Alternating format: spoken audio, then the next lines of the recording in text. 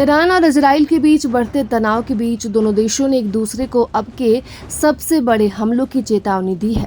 इस दौरान मिसाइल और ड्रोन हमलों की वजह से दोनों देशों में मरने वालों की संख्या बढ़ती जा रही है। इस बीच डोनाल्ड ट्रंप ने पूरा तेहरान खाली करने को कह दिया है।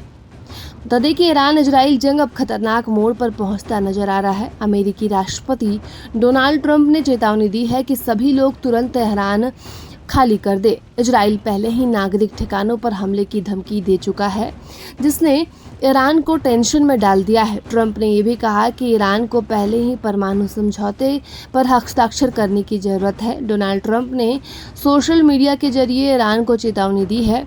उन्होंने कहा कि ईरान को उस समझौते पर साइन कर देना चाहिए जिसे अमेरिकी की ओर से रखा गया है। मैंने साफ कहा था कि ईरान के पास परमाणु हथियार नहीं होने चाहिए।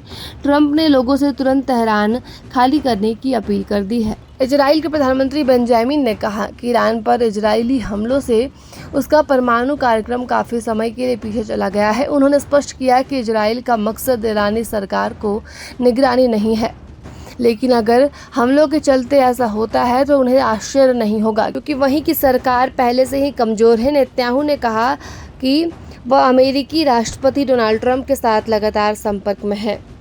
सोमवार को ईरान ने इजराइल पर एक बार फिर मिसाइल हमले किए, जिसमें कम से कम 8 लोगों की मौत हो गई, जिसके बाद इजराइल ने तेहरान के कुछ इलाकों के निवासियों को चेतावनी दी है कि वे संभावित हमलों से पहले क्षेत्र खाली कर दे। ये चेतावनी संघर्ष के चौथे दिन है जब इजरायली सेना ने दावा किया कि उसने तेहरान के हवाई क्षेत्र पर नियंत्रण हासिल कर लिया है और अब बिना किसी खतरे के वहां उड़ान भर सकती है। और सेना ने गाजा और लेबनान में ही हमलों से पहले नागरिकों को क्षेत्र खाली करने की अपील की है।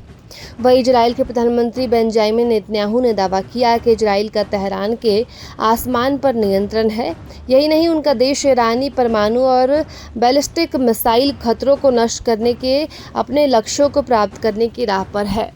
वहीं सोमवार को इजराइल ने एक बड़ा हवाई हमला कर ईरान के सरकारी टीवी मुख्यालय को निशाना बनाया। यह मामला उस वक्त हुआ जब चैनल पर सीधा प्रसारण चल रहा था। हमले से स्टूडियो में अचानक अंधेरा छा गया, मलबा चारों तरफ उड़ने लगा और इमारत में आग लग गई। यह हमला ईरान और इजराइल के बीच चल रहे संघर्ष के चौथे दिन हुआ, जिससे पूरे मध्य पूर्व में बड़े युद्ध की आशंका और बढ़ गई है। ईरान की सरकारी समाचार एजेंसी के अनुसार हमले के दौरान लाइव प्रसारण अचानक बंद हो गया। एक महिला रिपोर्टर ने बताया कि स्टूडियो में धूल भर गई और एक तेज धमाका हुआ। इसके तुरंत बाद चैनल पर रिकॉर्ड किए गए कार्यक्रम चलने लगे। घटना का वीडियो भी सामने आया है और संयुक्त राष्ट्र में ईरान के राजदूत ने ईरानी टीवी स्टूडियो पर हमले को प्रेस की स्वतंत्रता पर सीधा हमला बताया और इजराइल पर सच का सबसे बड़ा दुश्मन होने का आरोप लगाया।